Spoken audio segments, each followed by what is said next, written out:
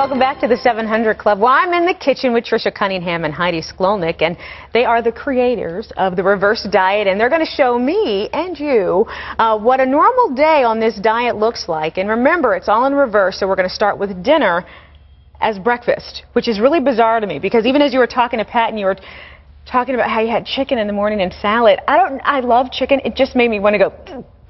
But that's because it's different. It's not gross. It's just something that's different. And if somebody would have told me 10 years ago I was going to be eating like this, I would have said the same thing. But once you try it, it's different. I think the other thing to realize is it really expands your food choices. Because when we think of dieting, we also often think of being restrictive, but this really broadens. So you can eat chicken, but you could eat salmon, or you can eat oatmeal or eggs. Okay. You know, there's a lot of different options. Okay, well, let's talk about option number one, which is our dinner breakfast, which you have Parmesan herb chicken with lemon, carrots, baked potatoes, and lemon lime sublime. Now, first of all, what is the sublime? What is that? It's lemon juice, a sugar substitute, and lime juice. And you just put it together. It's so refreshing all throughout the year. It can be any time. Now, you know, one of the things I'm curious about, is it that it's the caloric intake that's important, meaning that you have to have a higher calorie intake, or is it the portion or the balance of food? In other words, is it that you just have to have like a protein and a vegetable in this, which will help you lose weight, or is it just 500 pounds in the morning? You know, it's everything, because clearly portion matters. But this isn't a diet where you have to count your calories and carbohydrates and all of that.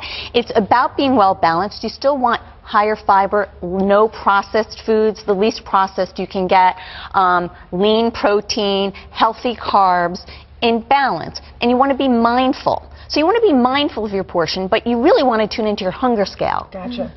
So eat when you're hungry, stop when you're full. If you wait till you're starving, you're going to eat till you're stuffed. You want to eat when you're hungry, stop when you're full. And one of the things that makes no sense, but I know it works, is when you eat different small meals, it helps kick up the metabolism throughout the day. So you have your breakfast, and for a snack, you've got the fruit. A little fruit dish, fruit fiesta you call it. And then for lunch, you know, this looks like a creamy soup, and this is kind of surprising to me. I would think that you wouldn't have a creamy soup. It's like a zucchini. What is that?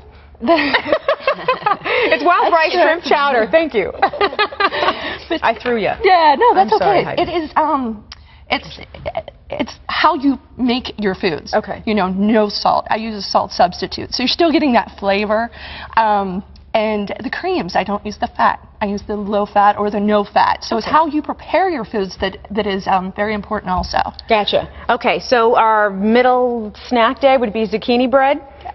Is that a good thing? It is. That's actually my grandmother's recipe. Really? But she made it with sugar. Okay. So is it sweet? Is it It is absolutely sweet. There again, I can use the a sugar substitute, or if you don't want that, you know, just put cranberries in there, or some type of fruit too. So that sweetens it up. But remember, this is just an example. So that might be a yogurt with fruit, or a handful of nuts with apricots, or, you know, this is an example of one day, and there's no magic to the zucchini bread. Okay. It's the idea that you're feeding yourself, you're fueling yourself, and you're dividing your calories. Gotcha. And of course, the very last meal, which is dinner, technically breakfast, which is the eggs.